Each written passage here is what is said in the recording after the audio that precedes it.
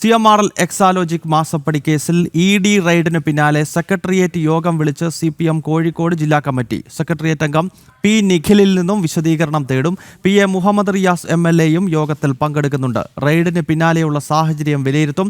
അതിനിടെ വീണ വിജയന്റെ പേരിലുള്ള ലേക്കർ ഇന്ത്യ കമ്പനിയെ പറ്റിയുള്ള ചോദ്യത്തിന് കൃത്യമായ ഉത്തരം നൽകാൻ മുഹമ്മദ് റിയാസ് തയ്യാറായില്ല. സ്ഥാപനം നിലവിൽ പ്രവർത്തിക്കുന്നുണ്ടോ എന്ന ചോദ്യത്തിന് സ്ഥാപനം തുടങ്ങാനും പൂട്ടാനും തുടങ്ങിയവർക്ക് അവകാശമുണ്ടെന്ന് മാത്രമായിരുന്നു പ്രതികരണം.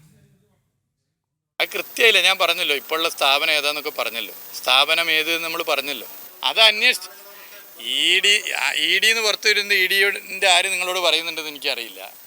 ഞാനിവിടെ പറയേണ്ടത് പറഞ്ഞു, ഞാൻ പറഞ്ഞു, ഓരോന്നിനും നിയമപരമായി കൈകാര്യം ചെയ്തോട്ടെ, അന്വേഷിച്ചോട്ടെ. അനഘ ഹർഷനാണ് വിശദാംശങ്ങൾ നൽകുന്നത്. അനഘ, ഇത് മുഹമ്മദ് റിയാസ് പ്രതിരോധത്തിലാണ് എന്ന് അദ്ദേഹത്തിന്റെ വാക്കുകളിൽ തന്നെ മനസ്സിലാകുന്നുണ്ട്. കൃത്യമായ മറുപടി ഈ വിഷയത്തിൽ നൽകാൻ മുഹമ്മദ് റിയാസിന് കഴിയുന്നില്ല. ഒപ്പം CPM-നെ കൂടി പ്രതിരോധത്തിലാക്കുന്നതാണല്ലോ എൻഫോഴ്സ്മെന്റ് ഡയറക്ടറേറ്റിന്റെ ഇപ്പോഴത്തെ നീക്കം. ഈ അടിയന്തര സെക്രട്ടേറിയറ്റ് യോഗത്തിൽ എന്തൊക്കെ കാര്യങ്ങളാണ് ചർച്ച ചെയ്യുന്നത് അനഘ?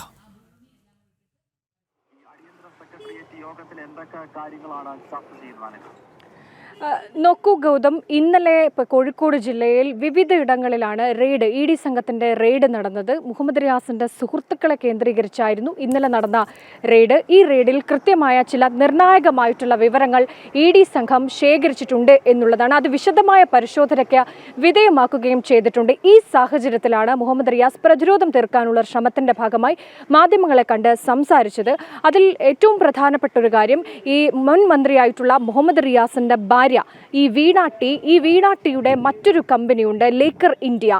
ഈ കമ്പനിയുടെ പേരിലും, അതായത് തുടങ്ങാത്ത കമ്പനിയുടെ പേരിൽ ഇത്തരത്തിൽ പണം സമ്പാദിച്ചിട്ടുണ്ട്, പണം അതിലേക്ക് വകമാറ്റിയിട്ടുണ്ട് എന്നുള്ള കാര്യങ്ങൾ അന്വേഷണ വിധേയമാക്കുന്ന സാഹചര്യത്തിലാണ് ഇപ്പോൾ മുഹമ്മദ് റിയാസ് പറയുന്നത്. അങ്ങനെ ഒരു കമ്പനി തുടങ്ങിയിട്ടുണ്ടെങ്കിൽ, അത് പൂട്ടിയിട്ടുണ്ടെങ്കിൽ അത് തുടങ്ങിയ ആളുടെ അവകാശമാണ് എന്നൊക്കെ പറഞ്ഞുകൊണ്ട് അപ്പോഴും കൃത്യമായി ചോദിക്കുന്നുണ്ട്, ഇങ്ങനെ ഒരു കമ്പനി എവിടെയാണ് പ്രവർത്തിക്കുന്നത്, എന്താണ് ഈ കമ്പനി മുൻപ് പ്രവർത്തിച്ചിരുന്നെങ്കിൽ ചെയ്തിരുന്നത്. ഈ രണ്ട് ചോദ്യവും അത് നിർണായകമായ ചോദ്യമായിരുന്നു. പക്ഷേ ഈ രണ്ട് ചോദ്യത്തോടും മുഹമ്മദ് റിയാസ് പ്രതികരിച്ചില്ല എന്നുള്ളതാണ്.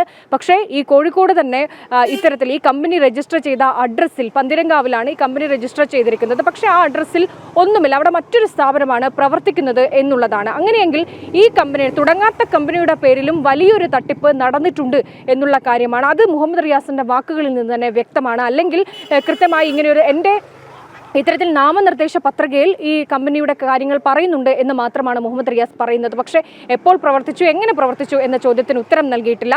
തുടർച്ചയായിട്ടുണ്ടാകുന്ന ഈ ED റെയ്ഡ്, അതിൽ കൃത്യമായി പാർട്ടി CPM അണികളുടെ ഭാഗത്തു നിന്ന് തന്നെ പിന്നെ ഒരു സംശയത്തിൻ്റെ നിഴൽ പാർട്ടിക്കുള്ളിലേക്ക്, നേതാക്കളിലേക്കൊക്കെ വരുന്നുണ്ട്. ഈ സാഹചര്യത്തിലാണ് അടിയന്തരമായി ഇന്ന് CPM-ന്റെ ജില്ലാ നേതൃത്വം അടിയന്തരമായി സെക്രട്ടേറിയറ്റ് യോഗം വിളിച്ചു ചേർത്തിരിക്കുന്നത്. ഈ സെക്രട്ടേറിയറ്റ് യോഗത്തിൽ മുൻ മന്ത്രിയായിട്ടുള്ള മുഹമ്മദ് റിയാസ് പങ്കെടുത്തിട്ടുണ്ട്. മുഹമ്മദ് റിയാസിന്റെ സുഹൃത്തും സെക്രട്ടേറിയറ്റ് അംഗവുമായിട്ടുള്ള നിഖിൽ ഇന്നലെ രാവിലെ മുതൽ 10 മണിക്കൂറാണ് ഏറ്റ സുഹൃത്തായിട്ടുള്ള സെക്രട്ടേറിയറ്റ് അംഗം കൂടിയായിട്ടുള്ള DYFI നേതാവ് കൂടിയായിട്ടുള്ള നിഖിലിന്റെ വീട്ടിൽ ED സംഘം ഏറ്റവും അധികം സമയം റെയ്ഡ് ചെയ്തിരുന്നത് ഈ നിഖിലിന്റെ വീട്ടിലായിരുന്നു. നിഖിൽ കൂടി ഈ സെക്രട്ടേറിയറ്റ് യോഗത്തിൽ ഉണ്ട്. നിഖിലിൽ നിന്ന് കൃത്യമായ ഒരു വിശദീകരണം CPM ജില്ലാ നേതൃത്വം തേടും എന്നുള്ളതാണ് മനസ്സിലാക്കുന്നത്. ഇപ്പോൾ എന്തായാലും യോഗം അവസാനിക്കുകയും ചെയ്തിട്ടുണ്ട്. എന്തായാലും കോഴിക്കോട് ജില്ലയിലെ, കേരളത്തിൽ തന്നെ CPM വലിയ രീതിയിലുള്ള പ്രതിരോധത്തിലേക്ക് പോവുകയാണ്.